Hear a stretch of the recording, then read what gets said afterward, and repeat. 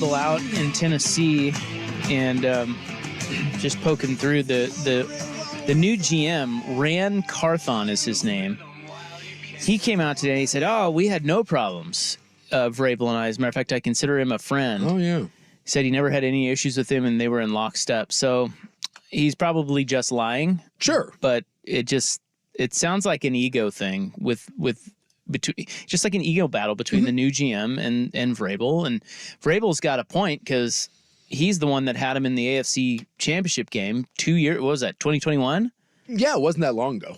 They were the number with Ryan Tannehill. With Tannehill, exactly. Like the best quarterback that he's dealt with is Ryan Tannehill. So I don't know how they couldn't see that he's one of the best coaches in the league. Look, if I'm Washington, it's all ego. I'm calling Vrabel and saying, can you go get Arthur Smith and just have it be a little package deal? Just redo the old Titans. Bring in Tannehill while you're at it. or take one of the top 3 quarterbacks. I think they have the number 2 or number 3 overall pick. Pick your quarterback. You've already got some talent there. Bring in a very smart OC. Bring in a very good head coach. And by the way, both good guys, ball accounts, and just reset that culture there in Washington. Don't outthink this thing. Go get Mike. Go get Smith. Put them together. Yeah, that's why you wait to hire a coach, right? Like, you just want to see, maybe Belichick will be out there. You might have Vrabel, Belichick, and Harbaugh sitting out there. Yeah. All very, you're literally talking about the greatest coach of all time, and then 2 coaches that have been very successful, including one coming off a national title that's seemingly better as an NFL coach than he is a college coach. And I know this Ran Carthon guy's made a couple good draft picks, but I'm not sure how they got so bad so fast. Like Tannehill, I know obviously couldn't stay healthy. Yeah. And this new GM drafted Will Levis. Maybe that's the root of the issue, is that Vrabel didn't seem very willing to throw Levis out there. Yeah. Until he absolutely had to. And Levis looked pretty good in his defense. I don't know about that. He's got some, come on. He showed some signs that was not a bust of a draft pick.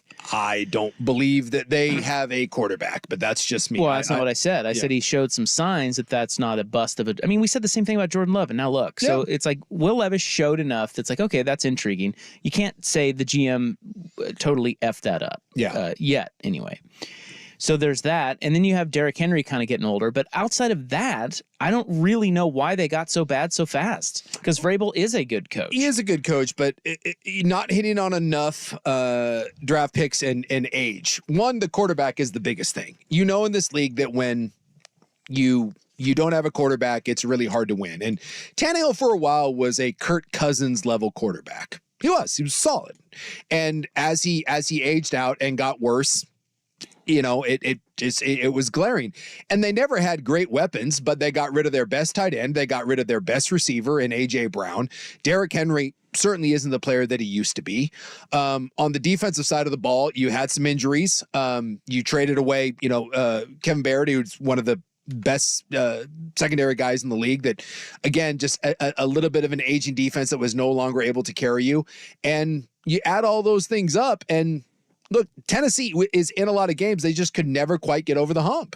And so I don't think it's one thing. This is just the nature of the beast in the NFL, that as you age, if you don't have an influx of young talent and you miss on quarterbacks, they drafted the future of their team twice.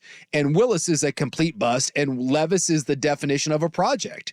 So, and you put that with an offensive team that isn't very talented, and you have the Tennessee Titans. Well, mistake, but I get it, ego and battling for power and all that. But I just think that good franchises don't let that stuff get in the way, right? No. Bad franchises do, and that's what Tennessee looks like. Like, to me, Vrabel, you mentioned Washington. That's a good hire. I think Washington's a really good job. As a matter of fact, of the jobs open, Washington might be the best one because of their new owner. But Vrabel obviously fits in New England if they move off of Bill Belichick. But the other one where I think he just fits perfectly is Pittsburgh. Yes. If Mike Tomlin left, Mike Vrabel is the perfect guy to slide in for Tomlin, and he'll be there for 20 years, and he'll be damn good. Yes, and it's just it's another version of Tomlin that can get a lot out of a situation that doesn't appear on paper to be elite. I'd like to see what Vrabel could do with a real quarterback and a talented roster, because the guy obviously brings the toughness and a good acumen to it, and his teams play good defense. And Tennessee, even when they're bad, Tennessee is just one of those teams that is always in games, and they've won a couple divisions. And so I just think you're silly if you have an opening and you're not contacting him. Yeah, and I think you said with Arthur Smith out there, because the Falcons fired him. Yep. He'll probably go back with Vrabel. I would hope so, because I don't see Arthur Smith getting another head coaching job. Do you? Not anytime soon. So if that was a good relationship, and I don't know that it wasn't, I haven't seen anything that was a rocky thing. He's left obviously to take a head coaching job. Why wouldn't you try to get the band back together with a young quarterback? That's a no-brainer for me. Like, if you're Carolina, what are you doing? And I don't know if they would take that job because I think it's a mess. But if you're Carolina, you're trying to change the culture, and you've got a young quarterback, and you're trying to get someone to mentor him, and you need to bring some toughness and some a legitimacy to your organization. There you go, Carolina.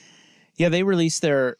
I don't know if these agents for the top guys like Harbaugh or Vrabel or whomever. Vrabel, of course, that just happened today. But I don't know if they tell teams, yeah, my guy's not interested or whatever. Yeah. But Carolina has already put out their list of candidates. Yeah, did you see that? It's the most open I've ever seen a coaching They're like, search. we have 9 people that we are interviewing, and here are the 9. It's strange. And they're all coordinators. Yeah. Like, Jim Harbaugh is not on it. Yeah. Vrabel's not on it. Yeah, I do think. So maybe those guys, maybe Harbaugh has already told Carolina, yeah. I'm not interested in that stupid gig. Yeah, I think that is a. I said Carolina, if you're smart, you call those guys. But to be fair and to be honest, they're not. That's one of those, you're only taking that job if there isn't a better one available, and there are better ones available. And remember when Cleveland had this? Who did Cleveland go out and get? They got that special teams coordinator that was their 18th choice. It was no one wanted that job. Eventually After Hugh? Yeah, I'm trying to remember who that was. It was a special teams guy who didn't last long. Even his daughter was like, "Really? You took the Cleveland job?" Find out who it was, Joe something or other. Tony. You're not thinking of Tom Sula. No. Although Tom Sula fits in that same category when the Niners gave him that job. You're like, what? No, it was Mike Pettin? Yeah, that was Mike Pettin. He was before Hugh. Oh, was that before? Yeah. Yeah, they gave it to Mike Pettin, and everyone like, what? Huh? You gave it to who? Hugh Jackson was the same thing. You gave him another one. There's just some jobs that are not popular. And I'm telling you, I don't know if there's a less popular job right now amongst high-profile candidates than the Carolina Panthers. Not only do you have a messy ownership situation, a team that isn't really loaded with talent, you don't have a first-round draft pick, you're married to Bryce Young. And I don't know how many coaches are going to look at Bryce Young and say, sign me up. It's bad there in Carolina. Next Panthers full-time head coach odds. You want those? Yeah. I've got those here from our man Jimmy Shapiro. Kellen Moore is the odds-on favorite, 2-1. Really? Yeah, really. Why does that surprise you? I thought maybe the shine had just come off of him a bit, but well, it has. That's why he's I guess he's favorite for the crappy Panthers job. I just thought if you said he was a favorite for a job, I wouldn't think he'd be the favorite in any job. But maybe that says something about the Carolina Panthers. Ben Johnson, who is the OC from Detroit, he can do better than that. He's 4-1. Mike McDonald, the defensive coordinator of the Ravens, is 5-1, and Bill Belichick is 7-1. Wow. You just give Bill total control and just be like, whatever you want, Bill. Come on down. The Carolinas are nice. It's not a bad bet. That's where Bill Cowher retired to. Way down there at 33-1, Raheem Morris. That's not a bad bet. No. 33-1? Because I hate to do this, but that's the only job that he would get. Yeah. And he got a raw deal, but that's the sort of guy that and he's impressive. I could see him going in there and being like, they're like, oh yeah, this guy totally surprises. I mean, I think you just hear a lot of good things about Raheem Morris. Of course, he was the head coach before. Yeah, he got done dirty. He had the 1 year, and then they canned his ass. And he's way down there at 33-1, man. What's Eric Bieniemy doing? He's on the list. He's ever going to get a job. Maybe this one. 14-1. What are his chances of the Washington job, Bieniemy? 0. Yeah, they're just not into him there. 0. Why? There's just because they had such a bad year. Yeah, he's on their list. It's not happening. He's actually second behind. So the odds of the next Commanders head coach, Ben Johnson, is the favorite, 3-1. Eric Bieniemy 6-1, along with Jim Harbaugh. He's not taking that. They're not giving him that job. That is a really, really attractive job, and it's not going to Eric Bieniemy. Did we not forget at the beginning of the season that Eric Bieniemy was having a mutiny amongst his players? And let's not act like their 56 sacks they gave up and their quarterback play. Like, he's not getting that job. He's just not. He hadn't been able to get one in like 10 so you're years. saying that's a bad bet?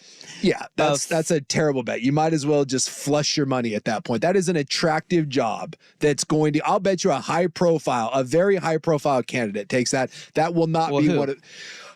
Who takes that gig? Well, that might be the Ben Johnson gig. Oh, you think so? Yeah. Well, he is the favorite. He is the favorite. Look at you going out on a limb. Or it might, again, if I'm Washington, I call up Vrabel right now and be like, come take my job, pick your OC. What do you want? Next, Falcons head coach, odds-on favorite, Bill Belichick. Really? 3-1. Okay. How about that? Bill down south. And then we have, we've got the Titans. They're favoring Mike McDonald, the Ravens defensive coordinator, for that gig. Belichick's also up there. You know, Atlanta is an interesting gig because if you find a quarterback, that's a good roster. It is. Atlanta is not, and you play in a crappy division.